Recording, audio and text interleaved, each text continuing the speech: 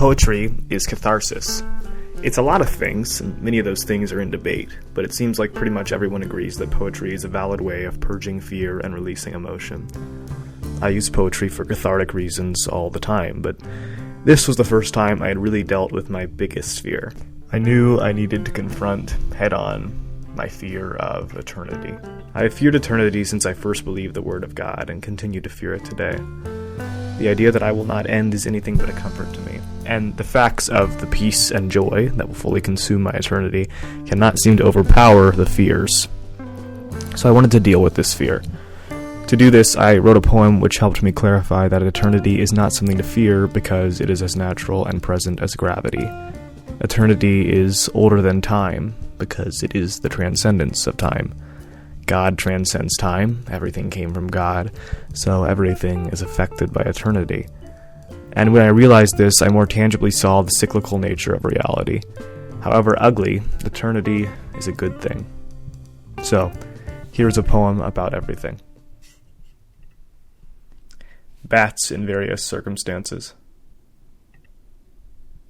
The last snow melts to feed the roots of what soon blooms, and the bat eats those flowers with his little bat spoon. And the bat is found dead in the backyard of the agoraphobic uncle, so he pins it in a frame and says he bartered for it in a jungle. And his nephew comes one day and sees the little bat, and the nephew asks his uncle, "Would you mind if I borrowed that?" So the kid takes it to school to show this girl he likes, and she says, "That's cool and all, but I am twice your size." So the senior girl drives home and thinks about that freshman, and she writes a pretty sonnet about the bat and unwanted attention. So she posts it online for criticism or actualization, and people start sharing it, and she gets a notification. Someone who's somebody wants to get her published quick, so she gets all her stuff together, and he says, "You got it, kid." So like 14 years later, after off and on success, she jumps off of a bridge because she's chronically depressed. She survives by some miracle, landing on a truck bed full of rotten fruit, and the driver helps her out and drives her to the emergency room, and he waits for her to come out all bruised and shaken up. Then he drives her to the mental hospital in his foul-smelling pickup truck, and he checks on her every day for at least a couple months, and he takes her back to her house because she's well enough. He still checks on her every day, but now he kisses her on each doorstep, and one day while they're gardening, she notices a tattoo on his inner bicep. The tattoo is of a bat. No, it's not that original kid. But she still takes it as a sign that she's supposed to be with him. So he proposes to her after she proposes to him. He's a traditional, and she's everything he wanted. They get married in July. They move to New Orleans. They start a little jazz group called Batty and the Breeze. But the Breeze gets sick and doesn't cheat death twice. So Batty's left alone without his breezy wife.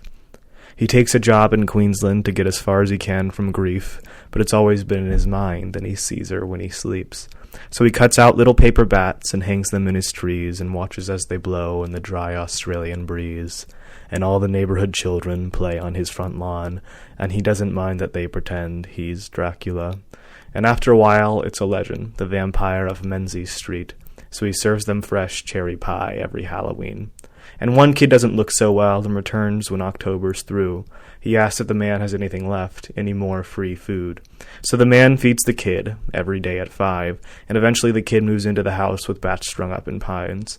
And the man becomes a father, and the kid becomes fond of baboons. So the kid studies zoology and gets his dad's tattoos. His primate interests are expelled after his father's heart attack. He studies bats instead, hoping they'll bring his father back.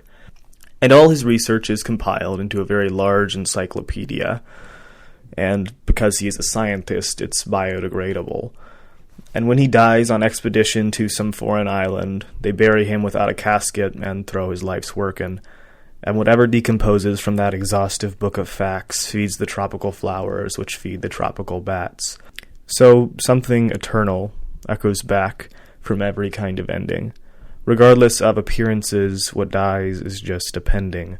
So when fire finally destroys this rotting globe, something will continue because everybody knows that any time anything ends or finishes, the raindrops resting on umbrella wings reflect the continuous.